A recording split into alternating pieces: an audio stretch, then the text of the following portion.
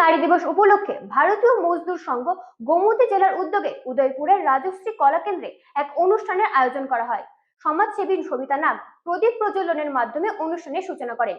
উপস্থিত ছিলেন আইনজীবী সুমন্তা চক্রবর্তী, রাষ্ট্রপতি পুরস্কার প্রাপ্ত শিক্ষিকা বিদিশা মজুমদার ও সংগঠনের নেত্রী রুমা সাহা সহ প্রমুখ।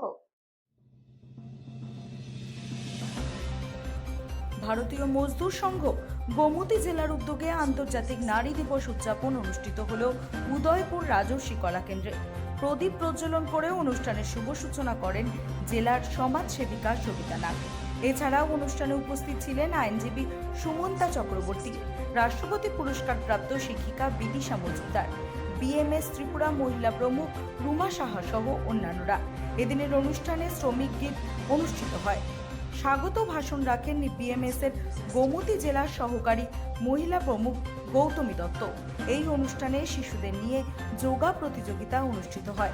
পরে আন্তর্জাতিক নারী দিবসে ভাষণ রাখতে গিয়ে আইনজীবী সুমন্তা চক্রবর্তী বলেন, নারী দিবসের সূচনা হয়েছিল মূলত শ্রম অধিকার আন্দোলনের মধ্য দিয়ে। 1908 সালে নিউ ইয়র্কের রাস্তায় প্রায় 15,000 নারী কর্মঘণ্টা কমানো, উন্নত বেতন এবং ভোটাধিকারের দাবিতে আন্দোলন করেন।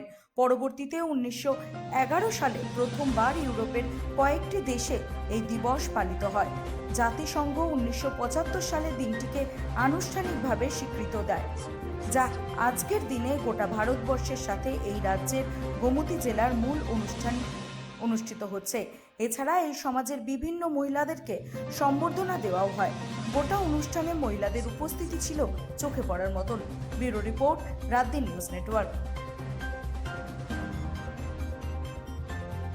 তারা কারোর সাহারা ছাড়া নাকি নারীরা কোনোদিন উপরে উঠতে পারে না, সেটাই আমরা দেখে আসছি এবং বর্তমানে সেটাই চলছে।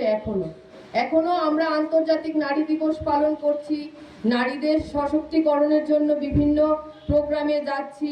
আমরা বিভিন্ন আইনতভাবেও হোক, যে কোনোভাবেই হোক, নারীদেরকে স্বাবলম্বী করার জন্য আমরা উদ্যমী হচ্ছি। কিন্তু সফলতা এখনো পর্যন্ত যে আন্তর্জাতিক নারী দিবস সঠিকভাবে পালন করার যে উদ্দেশ্যটা, সেটা এখনো আমাদের প্রস্ফুটিত হচ্ছে না। অনেক চেষ্টা করছে। আমাদের আইনে বলা আছে, যেটা বলেছে কিছুক্ষণ আগে গৌতমী ম্যাডাম বলেছে, যে নারী পুরুষ সবাই সমান, আমাদের সমতার অধিকার। কিন্তু সেটা কজন মানে? নারী মানেই ঘর গৃহবন্দী, নারী মানেই ঘরে শুধু সংসার চালাবে, বাচ্চা দেখবে এবং অত্যাচারের শিকার হবে কাজকর্ম না হলে। এটা আমরা দিনে দিনে দেখি। যেহেতু আমি কোর্টে আছি, নারীদের সমস্যাই দেখি সবসময়। নারীদেরকে ফোনের জন্য অত্যাচার করা হয়, সামান্য বিষয় নিয়ে তাদেরকে অত্যাচার করা হয়,